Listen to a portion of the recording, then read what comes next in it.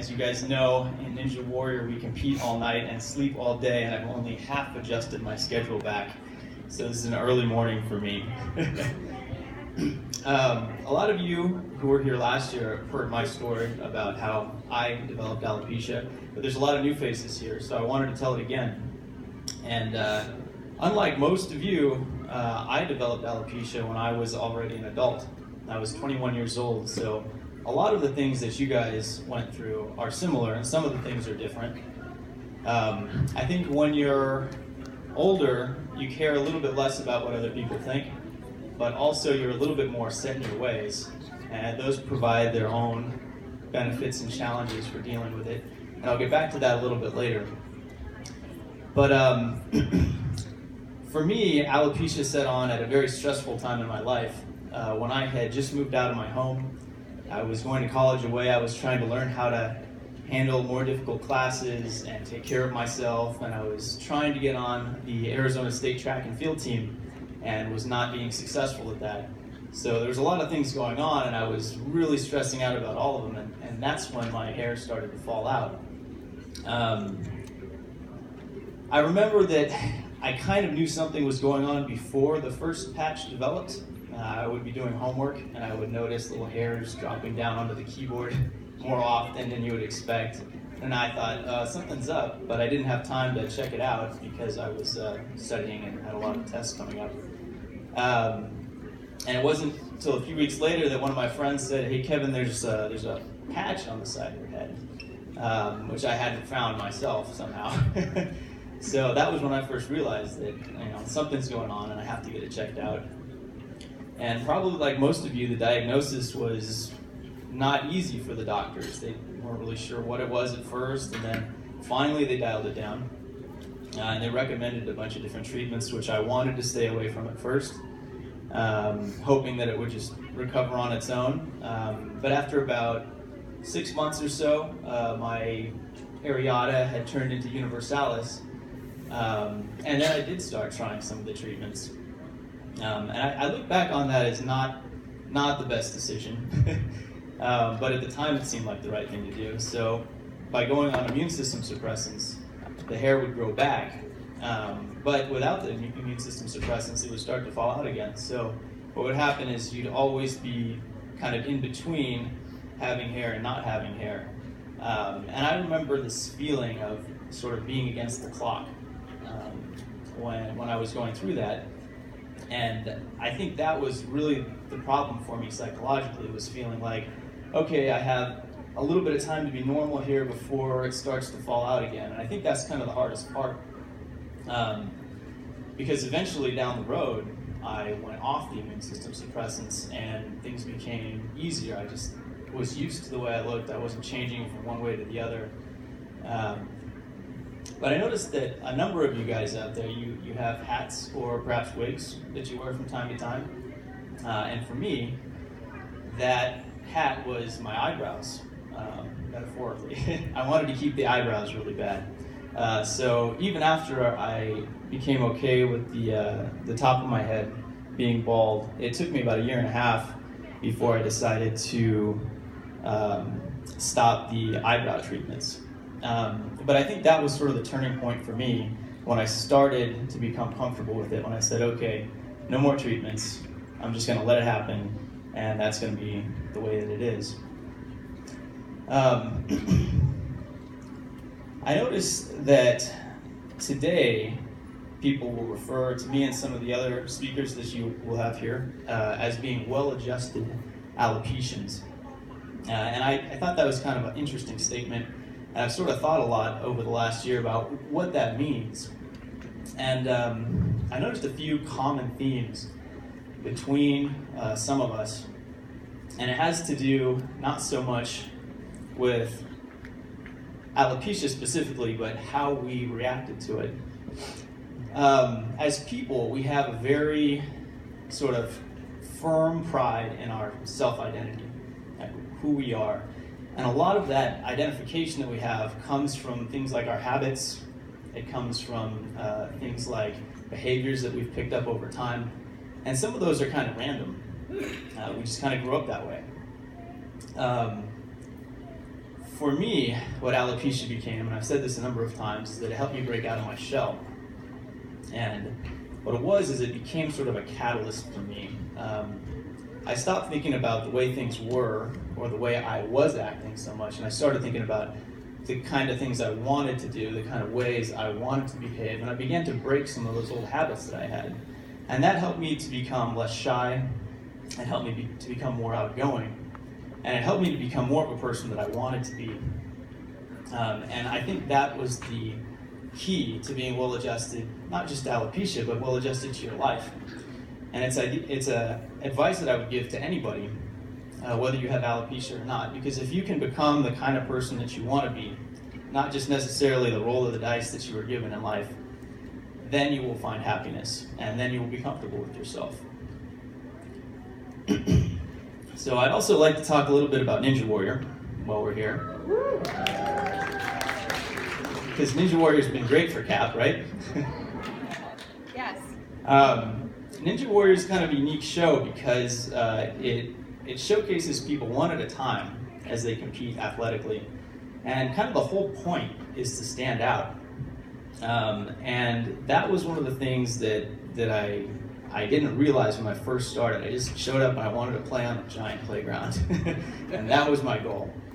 But after kind of getting to know the producers and getting to know the other competitors on the show, I realized, hey, each and every one of these people, they really stand out in a specific way, or maybe more than one way. And on the show, they showcase that.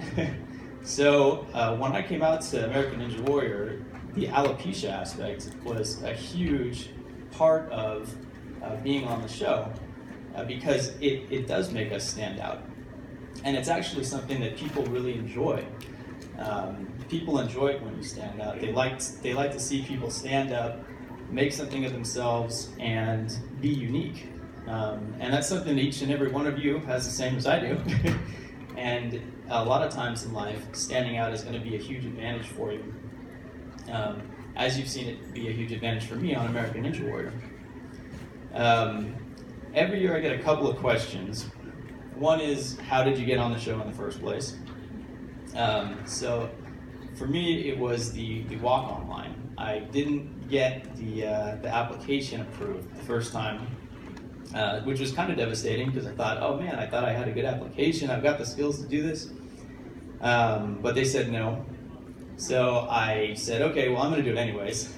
And I walked down to the course and camped out in Venice Beach, which is not a good place to camp. Wouldn't recommend it. So it took about 4 days, and I made it into the top 10 in the line.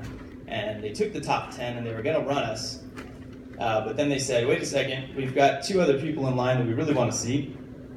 And they pulled those people in and bumped me and another guy out of the top 10. And they let the first top 10 run and said, okay, you guys can stand here at the starting line. And if one of the people we called back is not ready to go, then you can run the course. So I'm like, okay, I've still got a shot. And I sit there and I started jogging in place and like staying loose, ready to run the course. And about 4.5 hours later,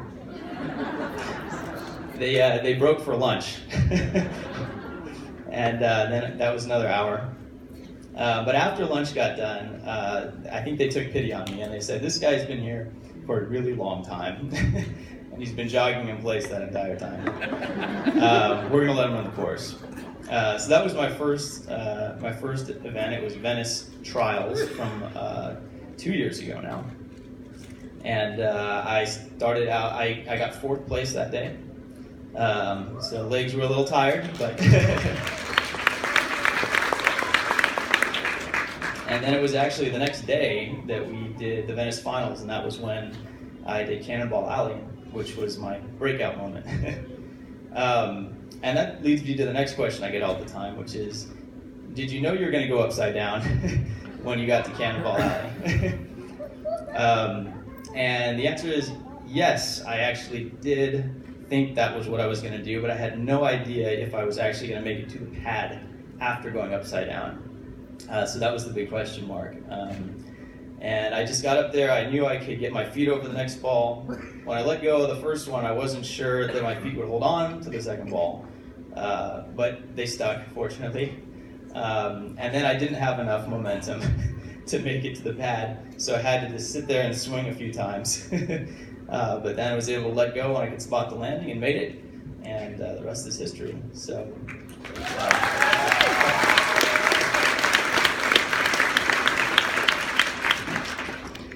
But I know there are some more questions, probably a lot about Ninja Warrior and maybe some about alopecia out there. So I would love to hear from some of you guys if you would like to ask some questions right here. My girlfriend is Lindsay Croker.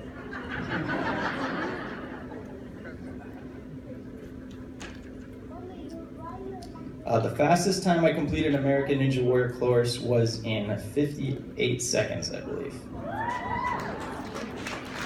And right there.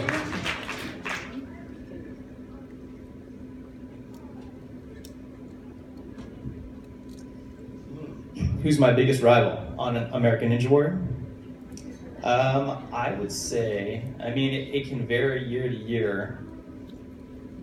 I would probably think that my biggest rival is Nicholas Coolidge.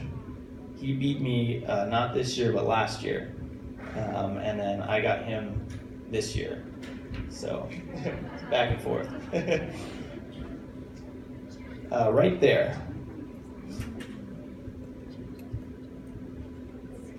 What's my favorite course?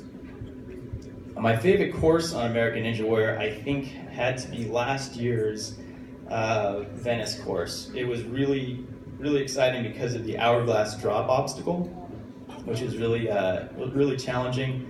But at the same time, I enjoy it because there's a lot of aerial time from dropping onto the trampoline, and it also wiped out like 80% of the people that got to it, so it was a tricky one.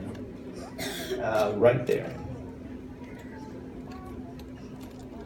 I have competed for 3 years, and in all those 3 years, I have competed in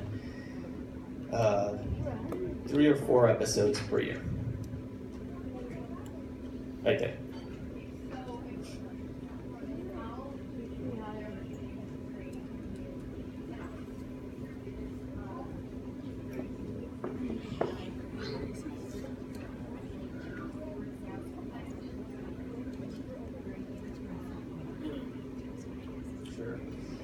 So the number of hours I work out, it depends day to day. If I'm doing conditioning stuff, which is most of the time, you can get your conditioning done in 1 or 2 hours because there's only so much you can do before you need to rest. But for technique related stuff, that can be like 6 or 7 hours. So that's kind of a longer day because you're not pushing your body quite so hard, you're just practicing the technique. For who motivates me, the number one motivator is always your opponents. So whatever they're doing, you have to do it a little bit better if you want to win. So they're the best motivation, I think.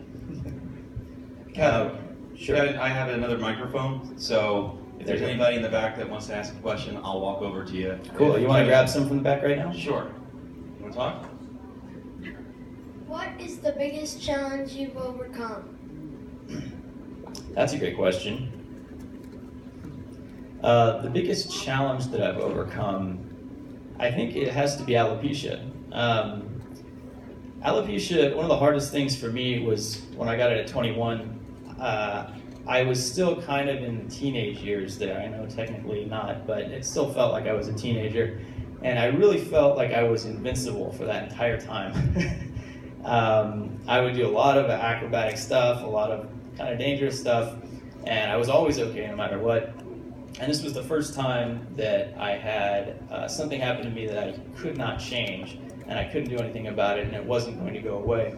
And that was kind of a surprising moment for me, but it's also an important lesson because there are some times in life there's things that you may not want to happen, and they do happen, and you just have to learn to work through that, and it's important. How about right there? Yeah.